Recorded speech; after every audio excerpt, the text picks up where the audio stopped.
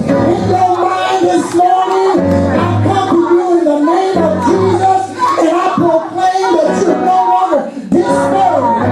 But there needs to be a spirit running inside the church that is the God fed up. You see it, the only time Goliath got knocked down is when David got fed up of watching Goliath talk to the people of God like they're nothing. And I want you to learn how to look at people and look them right in the face and say, I got this thing in my hand. In my hand comes power. In my hand comes deliverance. In my hand comes what I need. Because the power of life and death is in your tongue. Start speaking to that mountain. Tell that mountain, you gotta be moved. And I'm not going to sit back and burn and tell nobody something that can't happen. What battle are you in? Or don't you ever forget about the battles in your past. You see, God brought each and every one of us a long ways. Do you remember that pain that you've been through? Do you remember that hurt that you've been through? Do you remember that fear that you've been through? You see, I can testify right now to the church. I had a giant called cocaine that rocked my world, that knocked me apart, that almost caused me to lose everything God had given me. Some of us might have a little demon or a big demon, but a demon's a demon. It doesn't matter how big they are, but they are giants in your life. Because if there wasn't a giant, how can you make it to your next episode? I tell the church, it's time that we get prepared and get ready for the battle.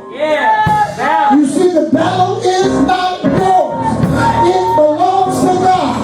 You got to know that this fight don't belong to me. This fight is just God. You see, moreover, God told David, go up against that giant because I gave you the power to get up against a bear. I showed you how to take a lion out. And sometimes when you are in a place in your life, you got to remember your victories in your past so that you can fight this present victory. Because this battle today is just another victory that you're about to go through. Somebody in here is struggling with how to get over to the next page, how to get over the struggles of life, how to overcome homosexuality, how to overcome pain, how to overcome broken heart, how to overcome mind being twisted, how to overcome pain in your body, how to overcome a dyslexic attitude. Anybody in here look at the word and it means something different to you? Well, ask God to give you some clarity. You see, David, when he learned clarity, he went up and told Saul. He said, look, I can take him out. Sometimes you got to go to the family and say, look, I can get you straight. You got to go inside the church and say, church, we can pray our way out of this. Sometimes you got to go to a place on your job and tell the boss, look, I belong to God. I don't like the position you gave me. You have not because you asked not. You got to go to the giants in your life and proclaim victory. Tell that giant, I don't care who it is, what it looks like, what the boss is, how they say it is, whatever they say it is, but you have to know that you know that you know that God before me, he's more than the whole world against me. You see, so that giant that you call a giant ain't nothing but a small piece to God. God said that if you put me first, I'll take everything in front of you and remove it from you.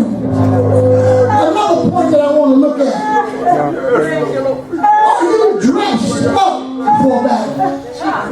You see, people of God got to understand, David was dressed up for battle. You see, Saul thought that he needed his armor. He told David, here, take my armor. This is going to do you some good. But he found out, first of all, Saul was a tall man himself. So when David put on